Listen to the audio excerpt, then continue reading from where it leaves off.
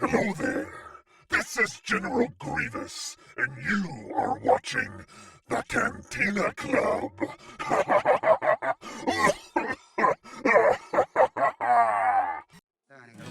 Scum and villainy, it's a wretched hive. But life ain't always teddy bears, fireworks, and high fives. The folks round here don't care for sand. Stick around long enough, you'll be lucky just to lose a hand. Singing yum num, raise your glass and sing yum num. Hey everybody, and welcome to another episode of the Cantina Club. This week, we just saw the season finale, season 1 of The Bad Batch. So we're going to do a wrap up of the final couple of episodes of that season, and then do a little bit of a retrospective on the season itself, plus with our usual features of Veriku and Cloud City. So don't go anywhere, we'll be right back. All right. We all know around here, Solo always does shots first. Singing yum num, raise your glass and sing yum num. Sing it with me, yum num. At the Cantina Club. You want death metal? Do it, my next project. All right, guys, we're back. As always, I am Corellian Trader, and I'm here with Greedo. We're down a Gundark again this week. She got recaptured for like the 38th time in a year. Darn those tracking fobs. So she will not be joining us. However, she did send us messages to pass along later on during our discussion.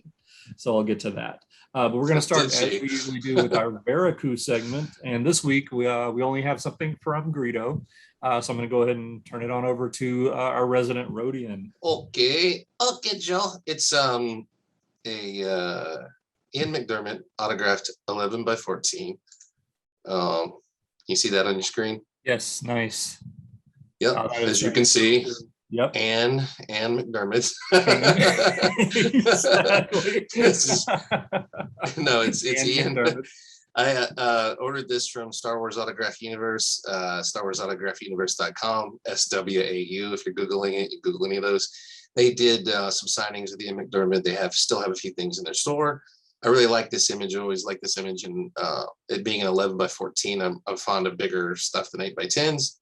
It's got the nice SWAU authenticity hologram on it, and he is the Senate. Yes, he is. But I've always been fond of the color scheme for the Chancellor, the reds and crimsons and kind of deep, weird,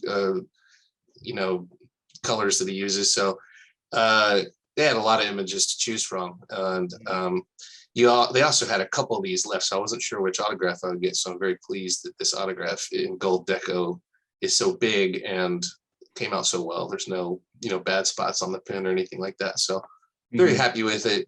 Just I don't have much from McDermott as far as autographs. Yeah. So anyway, that's awesome. I have him on a couple of posters, and that's about it. Right. So thought I'd grab it while it was available. Now you've got both the McDermotts on there, so that's awesome. Yes, and Ian. Yes, Anne signed the first part, and Ian signed the second part. Very cool. So yeah, very happy with that. Yeah, that's a nice addition to the collection for sure. Yes. All right, so we're going to move now to our recommendations segment, which is, of course, Cloud City or Rancor Pit. We should probably just retitle it Cloud City. Right. We're hesitant to feed the Rancor very often. Yeah, for whatever reason. Starving if we're in charge of them. So, all right, I'll go ahead and start with mine. I do have a Cloud City, as I said. It's a show that's actually new this year. And I a week ago this time, I hadn't even heard of it yet. And now I'm already almost done with the whole first season, which it only has one season, 7 episodes. But it's on HBO Max, and it's called Mayor of Easttown. And that's not Mayor, it's M-A-R-E. It's John Mayer. The lead character's name is Mayor. But it's basically, she's played by Kate Winslet. and she is a detective, and it's kind of a classic murder mystery type stuff. It takes place in modern day Easttown, which is just outside of Philadelphia, Pennsylvania. And I actually looked it up. It's a real place. It's not just a fictional show name. There's actually an Easttown, Pennsylvania. So it's based on a real. I don't know that the story is based on a real true event, but the actual the town is. So, but it's really good. Like I said, I'm not even done, all the way with the first season. It's 7 episodes. I think I'm through 5, either 5 or 6. I think I may only have one more to go. But it's really, really intense. It's really good. Pretty graphic. But it just, it's what you expect, and just a modern day murder mystery. But I highly recommend it. A great cast, again, with Kate Winslet in a role that you're seeing her in. I'm one of those that every time I think of Kate Winslet, I still think of Titanic. And, right. I forgot where I knew her from. Yeah, definitely not Rose. Yeah. But no, she's phenomenal. She really shines in the show, and it's really, really well done. So I highly recommend it. Mayor of Easttown on HBO Max. Nice. I actually watched the first episode of that because back when they were, it was coming out weekly, I think. Yeah. And just never followed up with it. So Will, if you give it the recommendation. I think mysteries and things that are building towards a conclusion are hard to judge. But if you say by the quality of the 5 episodes that it's worth investing the time in, then I believe that, because sometimes the journey, if it's really good, is just as good as the good destination. So and hopefully they'll have a good ending. But my Cloud City this week is I cover all these weird streaming services, so it's from Shudder, the horror movie. I don't know if it's available anywhere else, but I saw it on Shudder. And it's a movie called Monstrum, Monstrum, Monstrum. Okay. And I guess I'm just I should become an honorary Korean national, because it's another Korean. I was actually going to make a joke and say it's probably another Korean show. It is. It's no joke. And I think it's almost all time about the Korean cinema. I almost think it's time to bow down and just acknowledge that South Korea has taken our place as the production capital of relevant pop culture media. So they certainly are cranking it out, and they have elevated their quality across the board, to where most stuff is well worth watching, I think. But anyway, this was just a movie called Monstrum, and it's set, I won't even try to do the pronunciations, but it's set in their medieval period. Okay. And it's, got elements again of conflict within a royal court, combined with showing you how that affects the common man. But it's also really just a fun, old school monster movie kind of thriller. Or is it a monster movie? That's the question through the whole thing. And it's just done really, really incredibly well. Solid movie from start to finish. It reminded me of the old days when we could just go to the movie theater, see a movie, just trusting that it was going to be a certain quality, that they'd actually thought about it. Right. And that, it's just really good. So it's subtitled. I think it's only available right now in the original language. Don't let that throw you off out there. I know some people are really anti-subtitles. I love them. Yeah, no, I'd much rather hear the original actors and their inflections and their voices than people trying to overdub and rearrange the sentences to fit anywhere close to the lip movement. And right. I mean, for me, the best example of that is the show that we've already spoken about a lot in the past is Dark, the German show Dark. Yeah, I've watched that definitely in the native language, and I tried literally for about 2 minutes to watch it in the dubbed version, and I was like, nope. I immediately turned it off. And anything that they translate into subtitles is an adaptation, or that anything that they go through a script writing and they have people overdub it. It is an adaptation. It's every step of the way it loses something from the original, and you can learn a lot about pop culture references, and things like that by watching things from other cultures in the original language. And if there's things you don't understand, it's like, on books we'd have cliff notes or the appendices or whatever, where you can go down and flip back to the back and see an index and see what that's a reference to. And it's, it's kind of like that. You learn a lot by about different things that you wouldn't know if you just sat there and took the the overdub version. So anyway, it's great. It's a fun ride. It's got everything, and it reminds me of just really old school great movie making for a good time, for a good solid story. And Monstrum on Shudder, and I'm sure eventually it'll be available elsewhere too, and you could probably rent it through the different services and watch it. It's well worth it. Okay. Wow, sounds good. All right. On that recommendation, I'll definitely probably check it out. And it's watch a couple of shows that I normally wouldn't be part of. And I will say it is made for Gundark. So I'm sad she's not here to hear about it. I'll try to get her to watch it at some point, because it is like her freaking movie. If you watch it, you'll see why. Nice. I thought of her in the middle of it. So excellent. Okay. All right. Well, as I mentioned in the intro, we just saw, actually just yesterday, it premiered the season 1 finale of The Bad Batch on Disney Plus. So that season is now a wrap. We're looking forward to, now that we've gotten confirmation that season 2 is definitely confirmed for next year. We definitely have that to look forward to. But in the meantime, we wanted to kind of focus first on the last 2 episodes of this season, episodes 15 and 16, and kind of how they wrapped up season 1. And then we're going to go back and do kind of a brief sort of retrospective of the season, kind of what we thought of the whole thing as a whole. So first of all, what are your thoughts on well, in a way, I mean, it really is. I know we kind of already talked about episode 14 a lot, War Mantle. Because it's kind of a 3-parter. It's a 3-episode arc that basically ends, even though it's listed as a 2-part finale. The last 3 episodes are basically one long story. It's basically one encapsulated story. So what do you think overall about how they sort of wrapped up season 1? Okay, my first thought is that 14 and 15 were the best parts of it. 16 was a totally different thing. And I kept thinking, if they had ended the season on 15 and brought 16 as episode 1 of season 2, it would have been much better in a way, because episode 16 was just anticlimactic to me. Yeah. So and it was kind of like an establishing episode of how do we get out of this cliffhanger that we left it, and it wasn't terribly exciting. So I almost feel like as a first episode, it would have kicked more ass, and been more understandable. Like, we got to resolve this situation, and right. But it felt like they were put in situations that didn't really end up having any stakes. Yeah. So like there was a great scene, and spoilers, we're going to talk about this. So definitely spoilers throughout this whole thing. If you haven't watched it, we're not holding back on the details. No. But there's a great scene where Crosshair's trapped under a beam, and they're in a compartment that's been sealed, and Omega and the droid are in there with him, and that's it. Those 3 characters, and the others are safe on the other side of a wall. And the water's rising really fast, and the music's incredible, the atmosphere is incredible, and there's stakes there. Like, in those situations, usually someone dies. I mean, there's some kind of price to pay.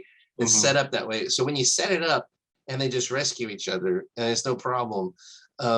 It just feels kind of like, well, okay, it just was weird to me, and that's kind of the problem with the whole episode. Is it's them escaping from a trap, by just kind of trundling forward, and but the main thing that was cool about it was that it's a haunting episode because of is it Kamino, the cloning facility. There's a great shot of them looking out at some clones still in their vats out there, and their water is rising around them and stuff, and they're not going to make it. They're never really going to get out of their vats. And that's haunting and cool. And I think it's even cooler that it's almost a throwaway. They don't dwell on it, Yeah.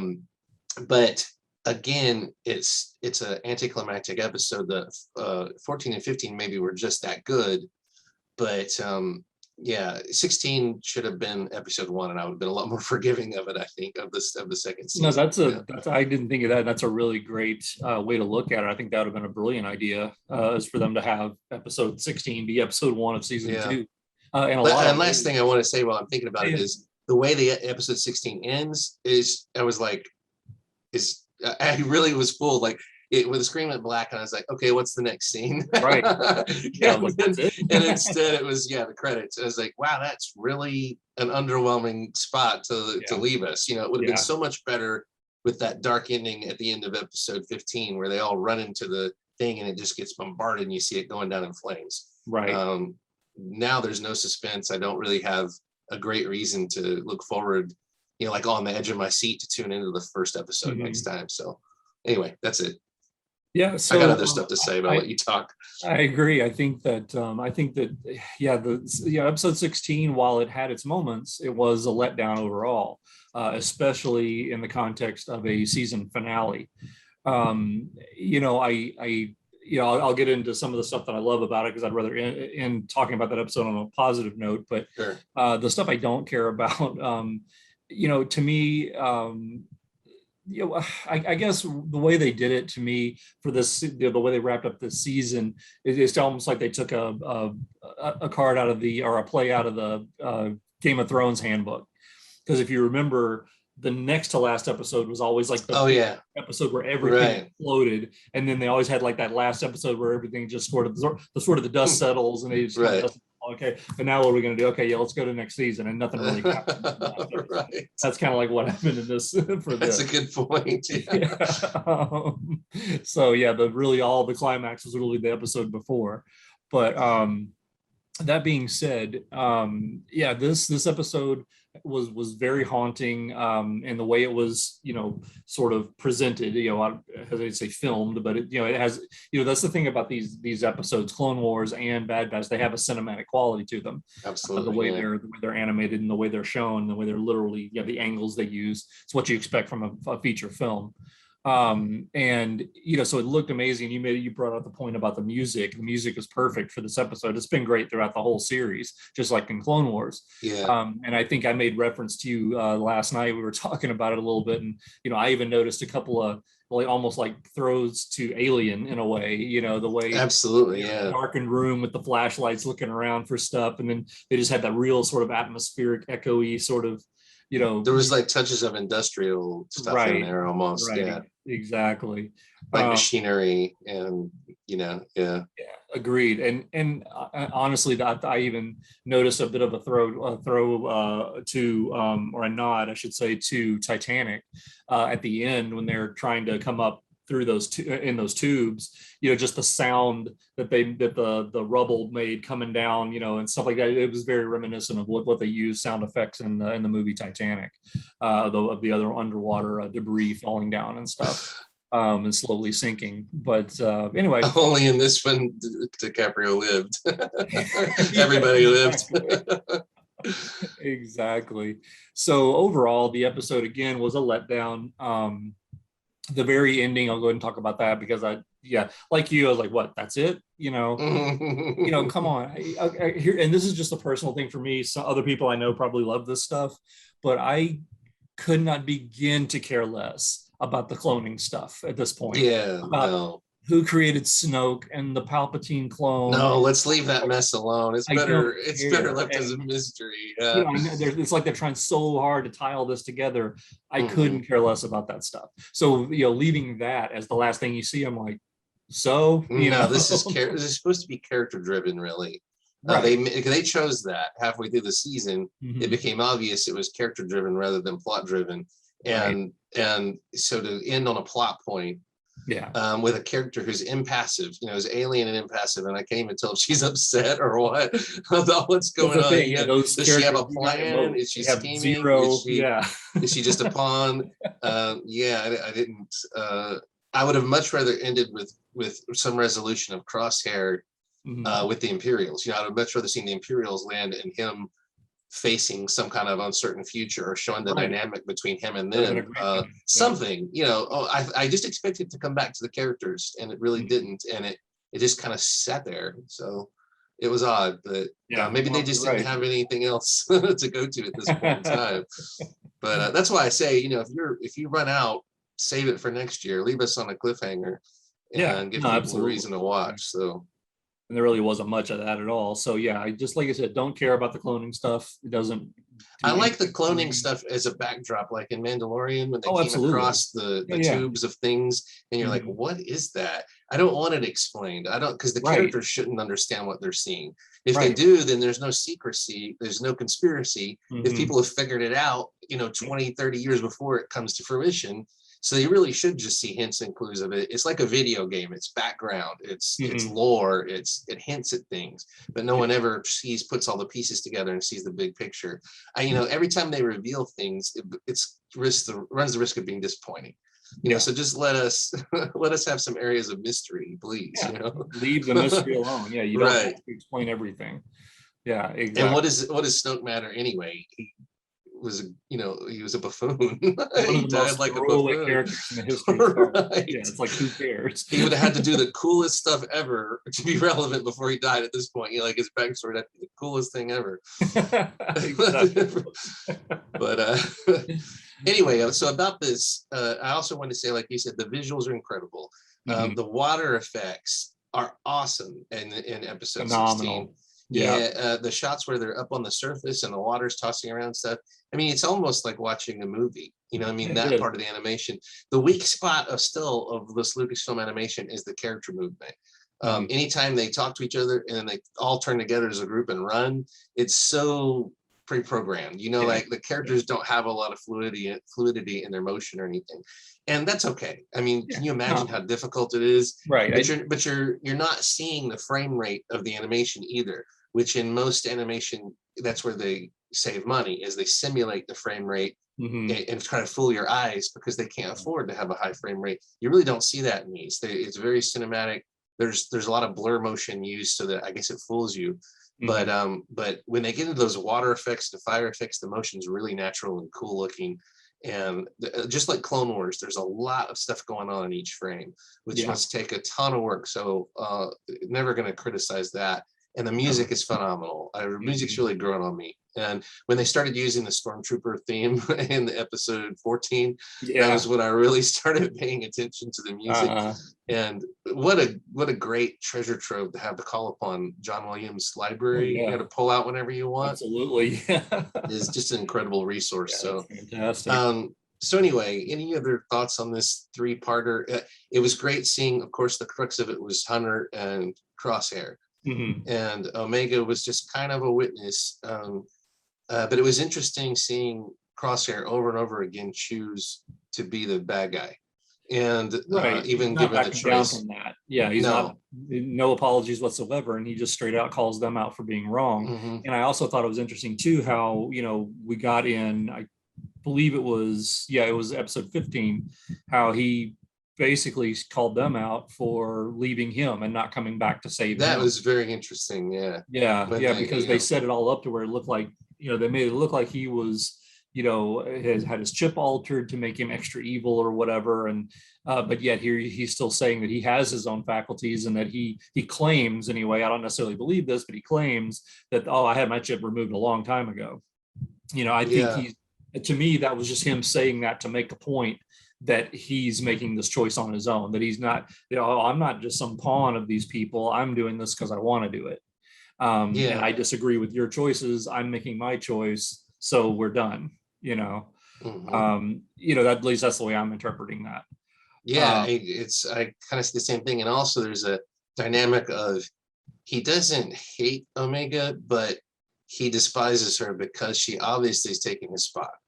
That was his spot. There was a certain number in the Bad Batch and in Clone Force 99, very, very old 70s anime name there, Clone Force 99. But and that number has remained constant, but he's gone and she's there. So even though she saves his life, and you think like this is a setup for him to finally see there's worth here, and that they aren't leaving him behind, and to kind of redeem that moment where he was left behind. That doesn't happen, and he can't get past, even though he saves her and he doesn't hate her. He sees her worth by the end of this, but he's not going to forgive or forget. To him, that door's closed. They chose her over him. End of story. And I really loved the very, very short scene between him and Wrecker, where Wrecker said, you had plenty of chances to come back, and you never did. Yeah, we would have taken you back at any Right, time. we will still would have taken you back, and you can see Wrecker's like deeply hurt under his, tough guy persona or whatever. Absolutely, yeah. And those moments are great, and they didn't wring it all the drama out of it to death. And you got to give credit again to D. Bradley Baker for knowing exactly how to play the tone of those scenes and everything. Yeah, absolutely. There's something I want to mention too that the producers did that I thought was just, to me, it was a really moving moment. It was in episode 15, Return to Kamino, right before they're about to basically blow Topeka City to pieces. Is that what it's called? Topeka City? Topeka City, yeah. Okay, I didn't even know that.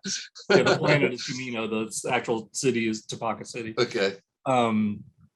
But they're on the bridge of the Imperial ship, and he basically tells them, okay, we're ready, we're in position, everybody's evacuated, there's nobody left. And before he gives the order, they went through a quick montage of just the emptiness of Topeka City. They showed the mess hall empty. They showed the cloning vats. They showed these empty hallways. Everything that up to this point, every time we've seen it, it's been bustling with activity. Throughout. Starting back with the Phantom Menace and going through all the movies and 8 seasons of the Clone Wars and all this kind of stuff. And now it's just empty, and it's dead. It's just literally. Its time has passed. The fact that he turns and gives the order to fire, and who's the one pressing the button to fire? A clone. Yeah. Thought that was kind of interesting that they had a clone actually destroying his own place. And then we got again tied that together into episode 16, where the clone approaches the commander, whose name escapes me, but he tells him, and he's clearly shaken by the fact that his home world is now, his home city that he was literally, grown in or born in, whatever you want to call it, is destroyed. He was getting choked up, when he told him that, it's done, everything is obliterated and it's into the sea now, so I thought that was kind of a nice touch. They put that little bit of a element into everything. But just that little montage they did of the empty spaces that they were about to destroy just kind of got me. I thought that was really, really well done. It was, and I think it was more effective than if they had shown people trapped in there, trying to get out or something, or people huddling in fear. Just it kind of shows you what the Empire does. It takes anything and strips it bare, leaves nothing, and destroys the only thing the Empire is really good at is bureaucracy, and then just heavy-handedly bombarding a hopeless target.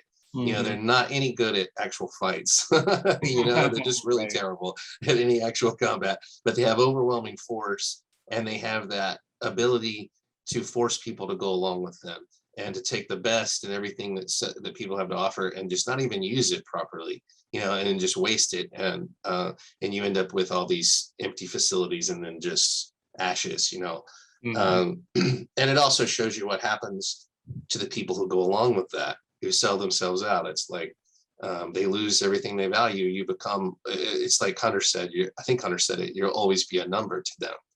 And that's very true. The Empire is elite. We told Crosshair, so you'll never be anything but a number to these people.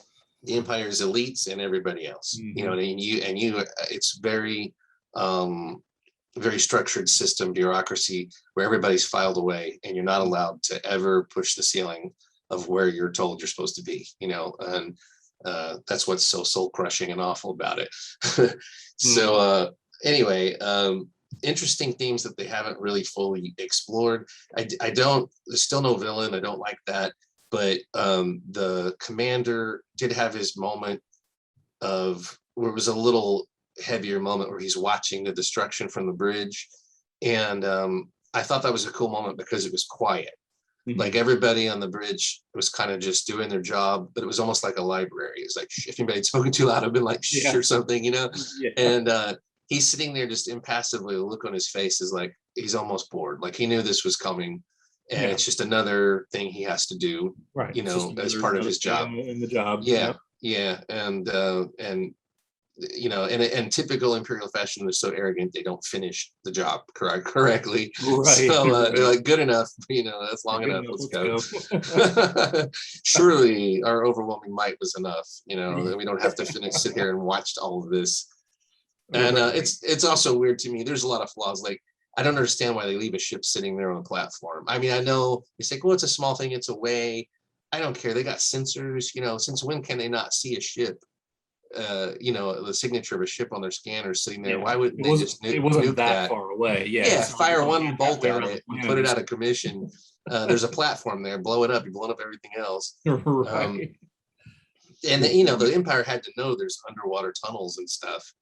They've, I guess they just, typical fashion, they think, oh, we can't use it, so it's unimportant. Yeah. Didn't mean anything to us, so why bother? Yeah. And I also wanted to say the monster was cool in it, but it was another, like, so out of place. Like, oh, we're going to deal with a monster now? It's like, I don't think anybody wanted to see them deal with a monster in that situation. No, it's like, I want to know what's going to happen next, not, oh, here's another monster they'll get past.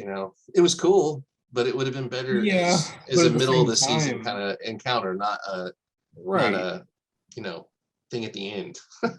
It just felt like the whole last episode was just a lot of padding around some cool moments, some really cool scenes, some really cool moments, and then what are we gonna do here? We're not up to our 28 minutes runtime yet. Oh, let's throw in a monster, and so just kind of interesting that they chose to do something like that, and it just felt like the plot never it moved forward at a snail's pace in this episode for me.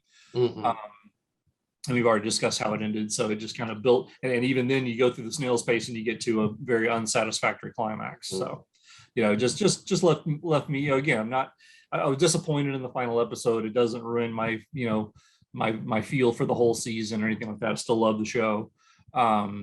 It just wasn't quite up to what I thought they were going to build up to here at the end.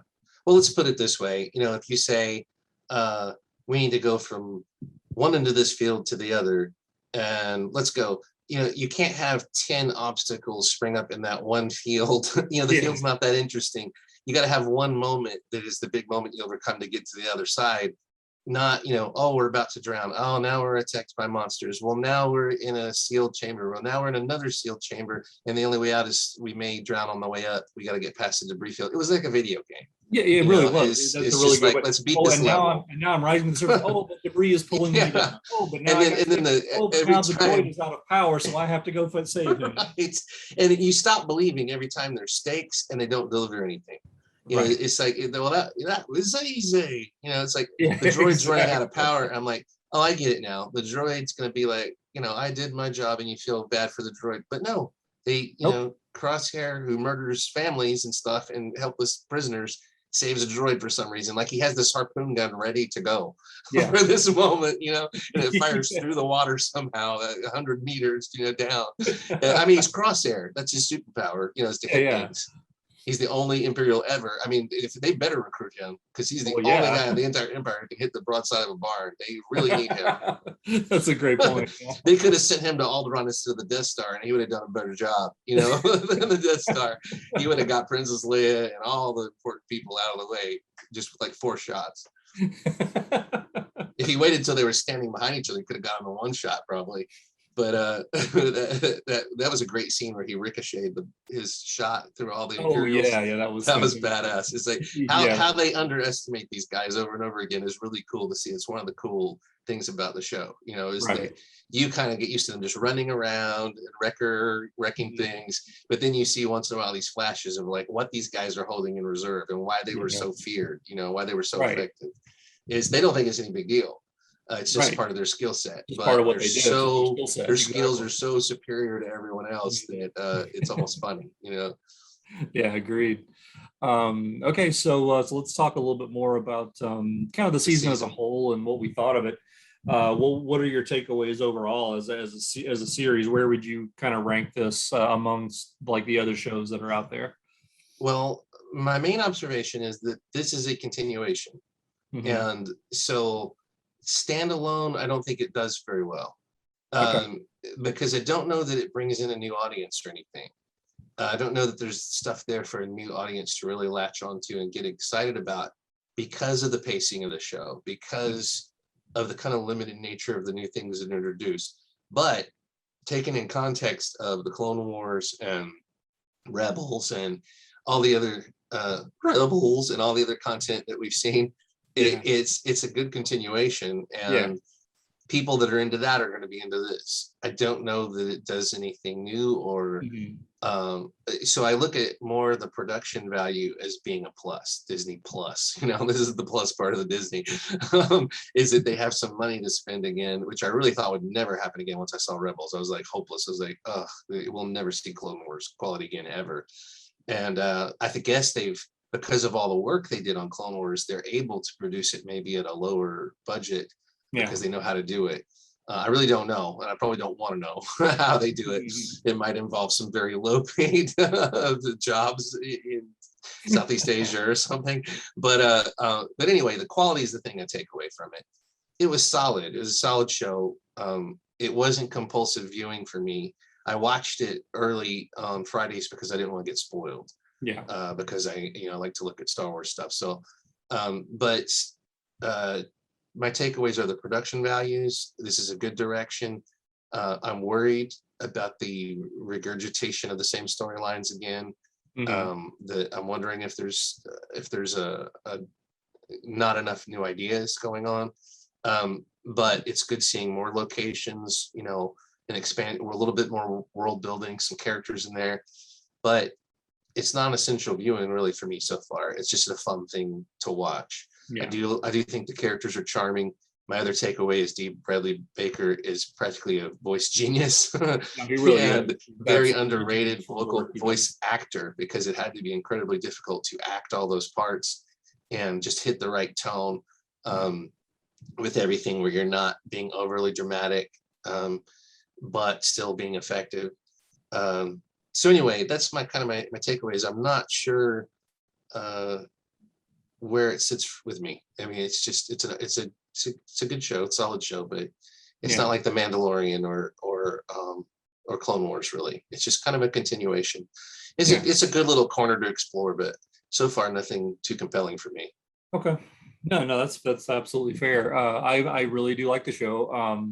Like you said, it's a continuation of in a way the Clone Wars, but in a way it's just a continuation of the whole Star Wars story at this point. It's more of a gap filler. It's just an area where we don't have a lot of information about what's going on after, just post Order 66, which to me is a fascinating time. Two of the time frames that I like, that I want to see explored a little bit more. And again, I know comics and books and all that stuff have done this ad nauseum, I'm sure. I just don't get into that as much as I do the visual stuff, the actual show. Right. That to me is what I look at as canon. I mean, I can read books about it, that's great, but it just means more to me when it's an animated show or a live action movie or series. So that being said, the two time periods that I really want to learn more about is that time, like Bad Batch is exploring directly after Order 66, when the Empire is taking control of the galaxy, and the 3-year gap between Star Wars and The Empire Strikes Back. I'm fascinated with those time frames, so I'd like to kind of see maybe a show that takes place during that time frame as well. I'd love to see that, kind of like what were Luke, Leia, and Han and Chewie doing in that period of time. What was the rebel, what battles were going on between the rebels and the Empire that we didn't get to see until we revisit them on Hoth, 3 years after Battle of Yavin. So that's something that I'd love to see explored at some point. But I love the show. I think the quality of the show is high. The Clone Wars set a high bar, obviously, after all these seasons. I think it meets that, at least visually speaking. It's hard to compete with, characters like Anakin and Obi-Wan and Darth Maul and Ahsoka and the Jedi Council and all that, when you're just limiting, because it's a much, Clone Wars was expansive, and, Bad Batch is more focused. Yes, they have the overarching story of the Empire, but it's focused on these individuals, these characters in Clone Force 99. So it's a bit of a different approach, but it's still fantastic for me. I love it. It's got to be a totally different story, because we've already seen what the principles of all the architects and main movers and shakers of the big events of the overarching story and history of the 30-year period have done already. We know what they've done already. So if you don't have them and they're not directly, we've seen the big points, the big changes, the big moments. So you've got to deal with people just living in that era, people that didn't really necessarily decide a whole lot. They weren't in the giant moments, or you have to make up giant moments that we don't know about, kind of like Rogue One. We knew all we had was a line, rebel spies got these plans but that's a very important moment that it was never explored. So unless you're doing that, where you're going to come into contact with the big movers and shakers, then you're dealing with side characters. And so it's more difficult to build stakes from that big storytelling point of view. We're never going to watch Bad Batch necessarily saying, oh, are they going to defeat the Empire? Are they going to do something that, so it's, are they going to overthrow the Emperor? No, we know they don't. So you can't go there really. You have to come up with different stakes. It has to be more personal. It has to be these, more personal to these characters and stuff. And they have to have their own story that somehow still has stakes, but isn't the biggest story going on. It has to be smaller stories within the context of the big story, because like you said, the stakes can't be, are we going to take down the Empire? We all know they don't. Right. So can they defeat the Empire? No. Could they save some people on a planet from the Empire? Yes. Can they save each other? Can they, can they defeat a villain? Yeah. Sure. Absolutely. So, but we know for 20 years the Empire is going to win, overall. So exactly. It is. Now we're going back to Titanic. It's like we know the ship sank. Exactly how did it sink? Right. But how many times did they run back into that thing while it was sinking? But yeah, so for me, some of the highlights, I think, obviously for me, I loved seeing some of the cameos like Cad Bane and Captain Rex, and I like the fact that we're getting a little bit of Fennec Shand in there as well. Now that we know her from Mandalorian, we see a little bit more of her backstory and kind of where she sort of entered the picture, the sort of the Star Wars universe picture. I enjoy the character of Omega. She's grown on me. And I know you like her too. I know you kind of had a little bit of I don't have a problem with her, but I know you have no problem with her. That you like. Just the concept of her is the only thing I question. Right. You just don't want it. Another magical child. Right. I agree with you. I don't want it to get into another where it's just the same cookie cutter sort of story where it's like, oh, these big bad guys and they're saddled with a kid. Yeah, I mean, they said it all with IG-88 evolved into 3 men and a baby. Yeah, when IG-88 becomes a nurse droid, you've said it all. You've gone as far as what is next? Darth Vader, with the sippy cup, and no. Can we please move on to something else? But I think obvious. It's storytelling 101. Your protagonist is the audience you're trying to reach. And Bad Batch is a little bit of a paradox because the protagonist is how old is she? 12? Well, that's the thing. She's roughly in that sort of 12 to 15 range physically, but as they've already said, she's older than Clone Force 99. She was there when they were being grown and born. But she acts like a 13-year-old kid. Yeah, she does. That's she looks like a 13-year-old kid, so that's your audience. Well, yeah. I mean, and there's people out there making arguments on these videos too, just like what we're doing, that are making arguments saying that, oh, well, she's a 30-year-old, but they have decelerated aging on her because that's apparently this is supposed to be like part of what Palpatine wants, for he wants to live longer in a host body or something. Process as much as possible. So she may be in the body of a 14-year-old, but she's really 30 years old. I don't agree with that. Emotionally, I don't agree with that, because why, if she's 30-year-old mentally, why is she walking around with a stuffed teddy bear? Because she's sheltered. You could say she's sheltered, but I think she's exactly the age she appears to be. I think that's the difference between her and the clones. The clones are accelerated. If she's 13, she could have been remembering stuff from when she was 3 years old. So that would be 10 years. That's more than enough time to accelerate these clones. These clones haven't been around that long. Right. They were commissioned maybe 6 or 7 years before the events of this series. I believe so. 6 or 7 years before what we saw in Phantom Menace, I believe. So, and they weren't necessarily the first clones made, the Bad Batch. They were, the first clones was the waves we saw in Attack of the Clones. Probably, I don't know all this for sure, certain, but anyway, I think the whole thing could be done in a 10-year time span easily. And Omega is exactly the age she appears to be. So I don't know that, but that's an out they can always use for anything they want to do. But it's going to get real confusing if they have all these characters aging at different rates. It's already happening in Star Wars by accident. Obi-Wan looks completely different than he should. Right. Ahsoka looks, 28 or something. She's supposed to be 50 or 60 in Mandalorian. She looks younger than Luke, at that time frame, 6 years after Jedi. And so the whole thing's just already weird. And she's an alien, so you can say she ages at a different rate. That's fine. Or she has some connection to the Force that keeps her young, oil of the Force, whatever. Right. But I don't think they need to go there. But that's just my opinion. I don't have any say in the story. So, but I think she's fine just what she is. She's a kid with special abilities. I do have an interesting prediction. Okay. And I'd love to get your take on this. So I have a feeling that we are going to see live action Omega in the Book of Boba Fett.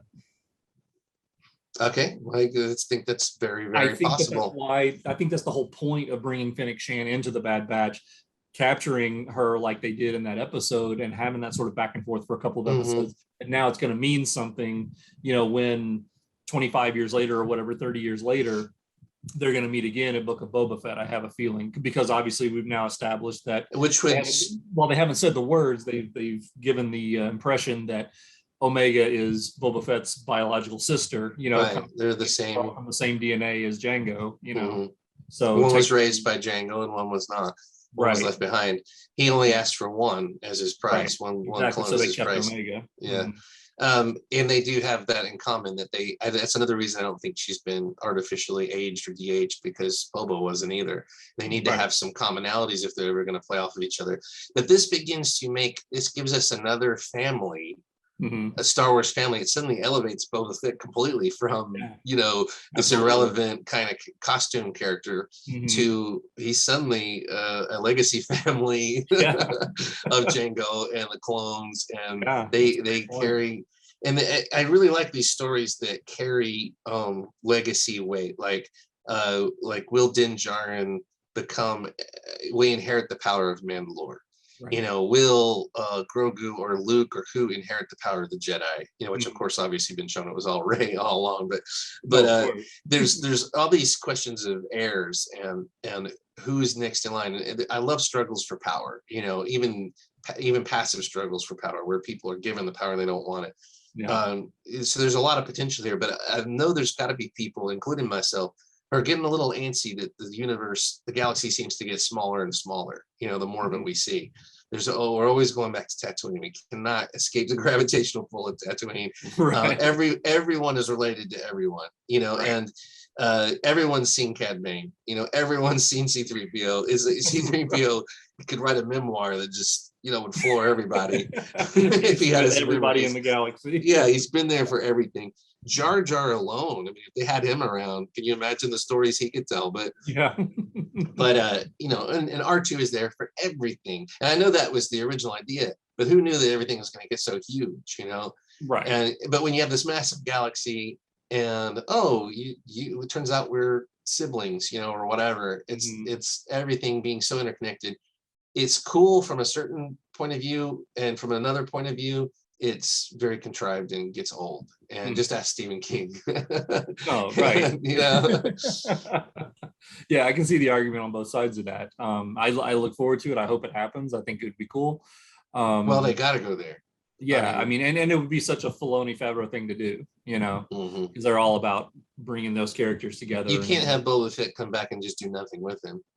Right. So, that's my thing, is what is going to be the motivation beyond him just running a criminal empire? And is that what he's going to do? Or, I don't know. I don't know what this is going to be like. So I'm very much looking forward to it, because I can't predict. I would think a part of him would want revenge on Han Solo.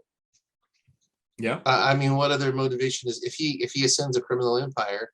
Does he just let that go? That's a great point. Let it go? Right. Does he go, hey, that was just business? Or does he go, the worst moment of my life was being humiliated by a blind Han Solo who knocked me into the Sarlacc? The last words he heard was, Boba Fett, where? Yeah. You know, It's like, does he become like Maul, obsessed with revenge on Han Solo, or does he just go, that's the cost of doing business. I survived it. yeah. And we Huh, don't know what happened to Boba Fett in all the intervening years. He could have right. gone back to Tatooine for a reason. He could have had a life there Mhm. that he's trying to bring some value to or whatever. Yeah, Right. he looked very well traveled when we saw him. No, he did. So, but you got to think if Omega's going to factor into that, him looking for her or figuring out she's out there or something, and they've got these chain codes now, and he might be able to. You've also got Ahsoka and Rex possibly around who would know about Omega. Probably Rex certainly would. There's a possibility you might get live action one of the characters from Bad Batch or something, kind of bridging that gap. Fantastic. Yeah. So you've got the guy who played the clones originally still around. He could play any of those characters, if you needed him to. So you've also got Daniel Logan for a younger, son of a clone, or I don't know, Right, a clone that wasn't naturally aged, or whatever. All the timelines get confusing, but yeah, I think a lot of potential. I think it's why would they bring this character in? I just think Book of Boba Fett, she can't be in the first season because that would take the wind out of the sails of the Bad Batch. We're telling the same character story from too many timelines at that point. Right. And there won't be any stakes anymore if we know she survives for sure. She needs to be a rumor or something in Book of Boba Fett, and he's looking to find out her fate. Like, did she make it or not or something? Right. And they don't reveal that until a couple of seasons in or something. Right. After Bad Batch has already run 3 or 4 seasons, maybe. And then we have to establish why Boba Fett would care about having a sister. So maybe he needs to change over the course of his first season to where he finds a reason to care about that, and about family and stuff like that. Exactly. I just hope to hell they don't give him a baby to look after. Please stop. They need to stop Another magical child. Speaking of cameos, we also had the cameo of Gregor, and we got a message this morning from Gundark. She wanted us to tell the viewers this in case we did a wrap up like we are.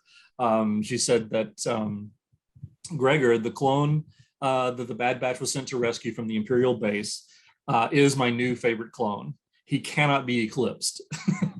I love that comment. He cannot be eclipsed with that insane little lilt in his voice. He's a tribute to that voice actor's ability, D. Bradley Baker, to make clone voices that are similar yet completely unique and character defining. And I totally agree with that. Obviously, we've lauded the talents of D. Bradley Baker on here ad nauseum. But I love the fact that she loves Gregor. And an interesting part of the conversation she and I had earlier too was that just recently she watched. She's making her way through Clone Wars and Rebels all at the same time, kind of. And on the same night, she watched the Gregor episode from the Clone Wars and the Gregor episode, one of the Gregor episodes from Rebels, and had never even heard of the character. And then she just happened to watch them back to back on the same night. That was perfect, like perfect timing. So she's very enamored of the character of Gregor right now. So, which I love too, because I thought he was a really cool character, just a 1 episode, or I think it was maybe 2 episode character in the Clone Wars story arc. But he did, which we've already talked about. It was really cool. And then we see him again, the old, mustached, pot-bellied version, in Rebels, when he's hanging out with Rex on the old walker hunting sandworms. I need to watch that episode again because I didn't know who any of those clones were at the time except Rex. So right, yeah. But anyway, it was. And ironically, I just watched that episode again last week because I think, as I mentioned before too, I'm making my way through Rebels for the second time, and I just hit that little story arc 4 or 5 days ago. But anyway, so Gundark is a big Gregor fan, just like myself. That's great. yeah, that's really cool. It's prediction. I'm sorry. Go ahead. I was just gonna say it's kind of she's a Dickens expert, and it's kind of like that world building aspect that the stronger your side characters are and the characters living in that world, the more interesting the world is and more enveloping and real and everything. So it's always encouraging when you see that they put effort and detail into all these background characters and everything, so that and not necessarily like read a book or a comic book or a visual guide and you see all these cool things about them. They actually have a little bit of impact when they come on screen for their few seconds or minutes. And they're there to add depth and character and stuff, and they do. And when they succeed, it's great. When they fail, it's terrible. But when they succeed, it makes you feel like, yeah, there's a bigger galaxy there. There's characters we'd like to see more of. Instead of just being obsessed with 6 core characters or whatever. So very good point. I don't know about he can't be eclipsed. That sounds like her typical rhetoric. She knows she can just say that. I can't really defeat that argument because she's not here to argue with. So almost a cheap shot. But yeah, he was cool, definitely. Yeah, I'm definitely gonna have to ask her about that next time she joins us. Yeah. Explain that comment. So what would you rate the series season 1? What would you rate it on a scale of 1 to 10? We rated all the Mando episodes and stuff. Yeah. One, you're talking about the whole series? The whole series, yeah. The whole season, season 1. That's tough. I would say, and I always rate things higher than Greedo does. So I'm gonna go with around an 8. I'd say an 8 to an 8.5 out of 10. All right. I think my first impulse is probably the right one. I'm going to say 6. And I was hovering around 5.5, but I'm going to say 6 because very pleasant, but not a ton of memorable moments for me. Like I don't look back and go, oh, the stuff doesn't jump to mind. It's kind of forgettable. So far, they just were content to kind of plod through the story, make the characters charming. But there was a couple of moments with stakes concerning Crosshair at the beginning. And then just not a whole lot of stakes in it. And I want to give props to myself for predicting that Omega would become a holo chess champion. While we were watching it. I thought it'd be a whole episode though of her going to a tournament. I think that could still be coming. Where they'll need money or something, and she'll have to disguise her. They have to disguise her, and she'll go win a holo chess tournament or something because they know that stuff's popular. But I called that as a joke, and it totally turned out true. You totally did. I was literally just hanging out at your house watching it one night, and you're like, it would just be the worst if they did that. Literally the next episode that happened. Right, the next episode, we both our jaws dropped. We're like, seriously? So for me, I would have to say also, I guess if I had to pick low points in the season, I would say that episode, which I believe is, I think it was Common Ground, might have been that episode, that she ends up being the holo chess champion or whatever. And also I would say Infested was the other low point. That was that was just dull. That was what's that? That was just dull, kind of like. Yeah. It was again, just like you kind of summed it up. It's like this is them, getting the person's office back for them. Yeah, it reminded me of one of the like Harry Potter side adventures in one of the Harry Potter books. Right. Like, we're going in the magical forest, and here's the Gormlins or something. It's like right. They come back maybe at the end of the series or something. But they don't really have any impact. It's just world building and kind of slow and yeah. And then for me, the high points were the way it started. I like the extra long hour and 20-minute episode to start the series, and then sort of the episodes 14 and 15 were also the high point. I thought War Mantle and Return to Kamino before a little bit of a let off there with Kamino Lost in the season finale. But those are the highlights and lowlights for me overall. Yeah, and it's hard for me looking and thinking back on the series to really remember specific episodes and which ones. I did like the baby Rancor, even though I was railing against baby things. I did like the young Rancor episode. That was cool. That had some weirdness in it. Again, the work they're putting into it is incredible, and I encourage that. I just think the pacing and the overall story, sometimes in this modern Star Wars, they don't really have a story. They have incidents happening, and what is the plot? It's like if you take away these magical children that are desired by someone, that wanting to be captured, there really isn't much of a story going on. So they need to work on that, I think, but instead of just these MacGuffins, these things that are never fully explained that everybody wants, you can't really fully explain it, so it's going to end up being unsatisfying. But agreed. Yeah, that's my only issue about all this is there seems to be a trend to kind of copy the formula that worked in The Mandalorian. And I wasn't even aware that formula was coming. But when you look at it, it is kind of the story of everything they've done is they're always going to pair characters together.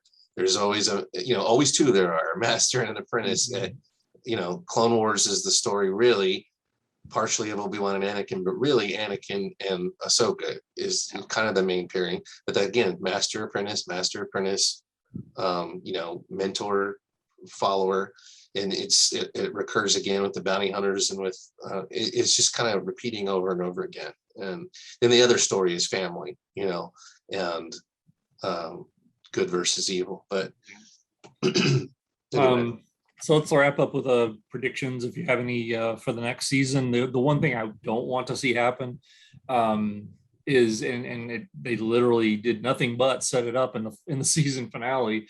Is like, are we just going to get more of the same next season, or they're just trying to hunt each other? We've done that, and the way that the season ended, made it look like, well, we're just going to part ways and come after each other again at some point. And I don't know. It's like, I know Hunter kind of had the logic. It's like, look, just because we disagree doesn't mean we have to be enemies. You don't have to like hunt us down or whatever like that. And, and then you've got Crosshair just being, I'm going to be on the side that wins, and that's the Empire.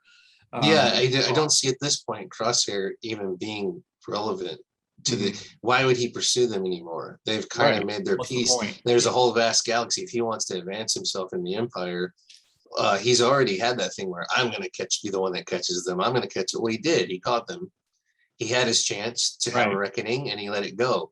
So that's resolved. So I don't understand. Yeah. So if they go that route, I'll be very disappointed. Yeah. Yeah. I almost think he's going to be someone that comes into play later. He's not going to be the main driving story force anymore.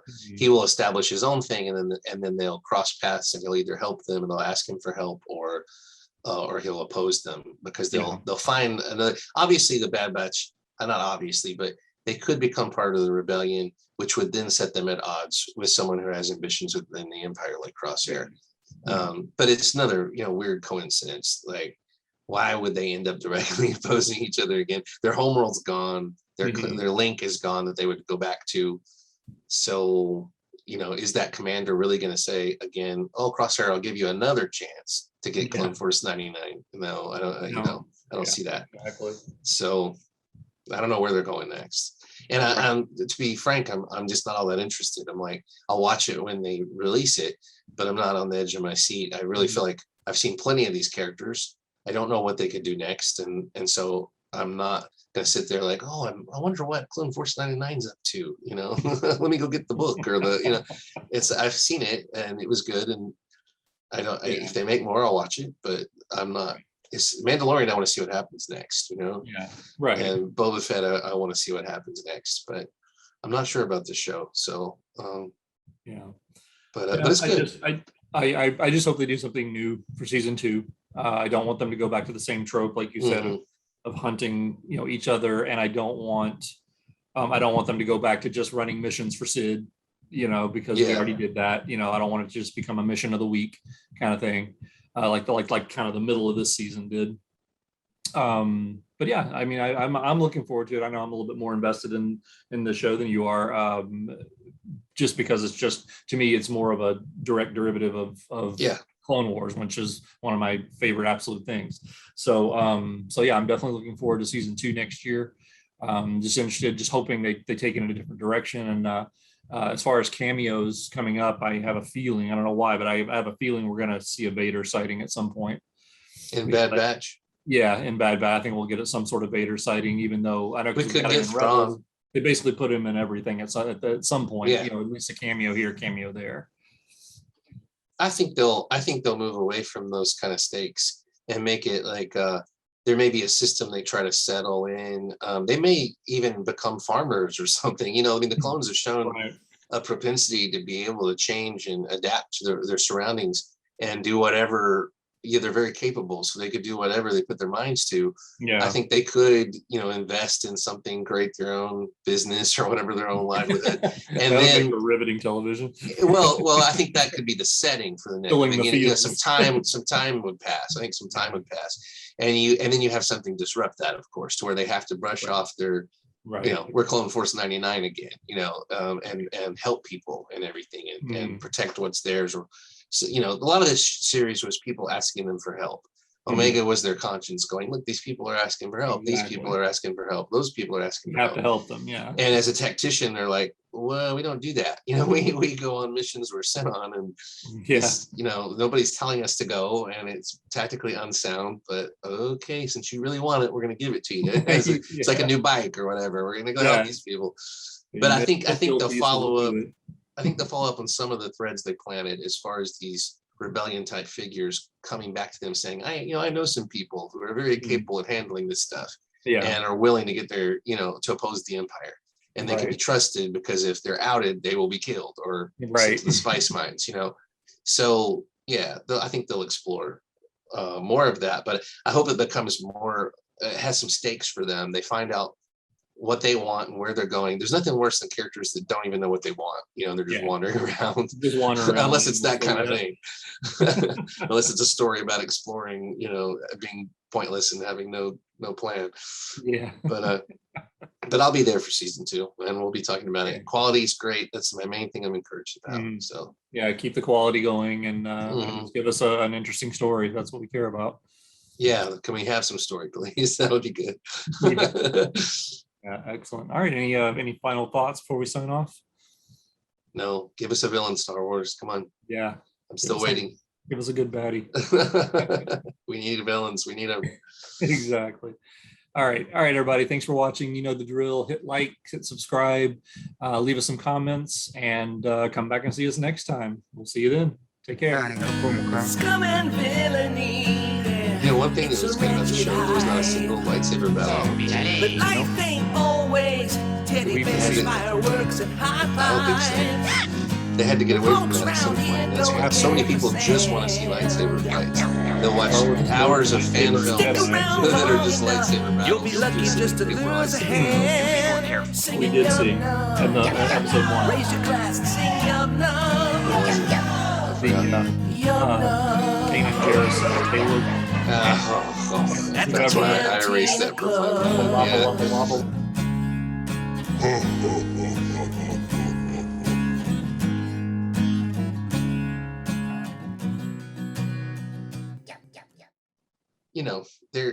Their names are Tech, Wrecker, Crosshair, Hunter. Hunter. Hunter should not be Hunter anymore. He needs to be runner or protector or shield or something. He is not a hunter. He did not hunt a damn thing in that whole season at all. He's like Uncle is what he should be called. He should be Uncle. Yeah. Uncle Hunter, what's going on? Yeah, but the only Hunter stuff he did was you just see Wrecker and Omega going to him all the time, like, can we get some money to go to the store? Okay. Yeah. But don't get in any trouble. Didn't you used to be Rambo, basically? Yeah. Yeah. I did. That was me. Yeah.